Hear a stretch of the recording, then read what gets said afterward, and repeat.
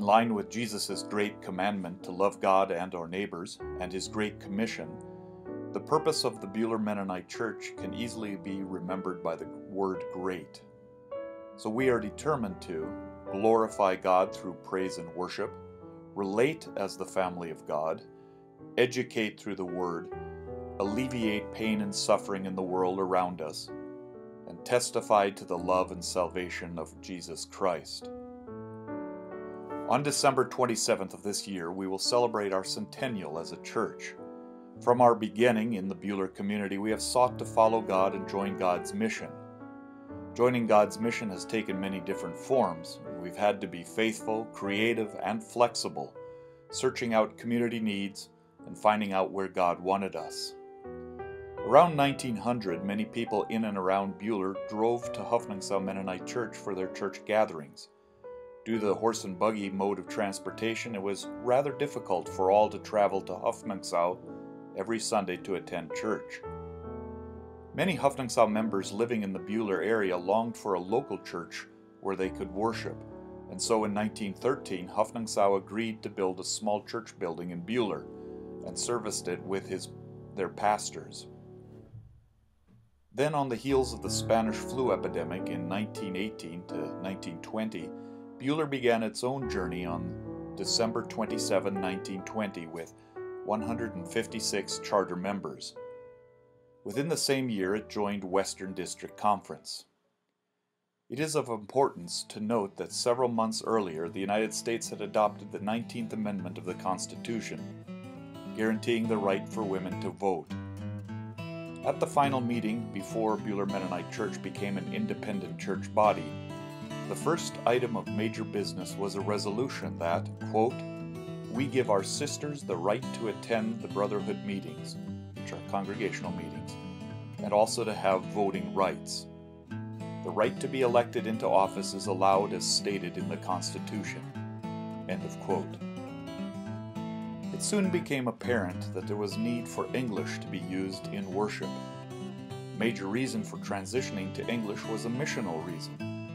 Since some teachers from the Buhler schools attended Buhler Mennonite Church, which was the only church in Buhler at the time, and did not speak German, it was decided to start an English Sunday school class and to begin using English during worship. One early member recalled that, quote, "He was curious that no one thought of the need for the English-speaking hobos to hear the gospel in a language they understood, for they often attended services while working for local farmers." End of quote. Throughout the years, Buhler Mennonite Church has supported and continues to support crucial missional work like Western District Conference, Mennonite Central Committee, Mennonite Disaster Service, Bethel College, Camp Meniska, etc. Shop in Hutchinson, Mennonite Church USA, MCC Relief Sale, Kansas Mennonite Men's Chorus, Women in Mission, Buhler's Pastors in Partnership, Victory Village Christian Academy, Pleasant View Home, Sunshine Meadows Retirement Home, and Prairie View. And we cannot forget our annual chicken noodle soup mission supper held on the second Wednesday in February of every year.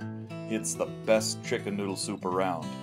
And supplemented by homemade pie, it makes for a wonderful fundraiser every year. Donations benefit a chosen mission for that year. In 2001, Hebron Mennonite Church of Buhler merged with Buhler Mennonite Church, and we have been enriched by this mutual partnership.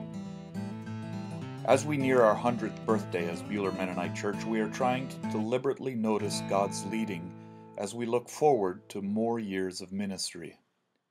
In the last year, we have been especially blessed to join God at work in two major ways.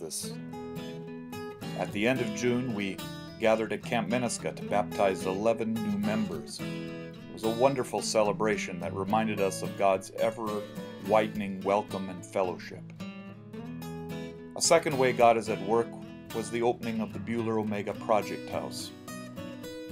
Mental health and well-being has been a special focus of our church for the last several years. We have joined a group of other local concerned citizens to discuss the need for substance abuse recovery options in our community. After several months of discussion, a neighborhood house was purchased. It was furnished, and by March, the residents of a new substance abuse recovery home for women called Buhler Omega House began. It served 5 women in a 12 to 18th month program. God is at work in Buhler, Kansas. Our first 100 years began with a global viral epidemic, and our second 100 years will begin with one as well. May we journey forward with flexibility and faithfulness and courage, always noticing where it is that God is calling us to serve within the Great Commandment and the Great Commission.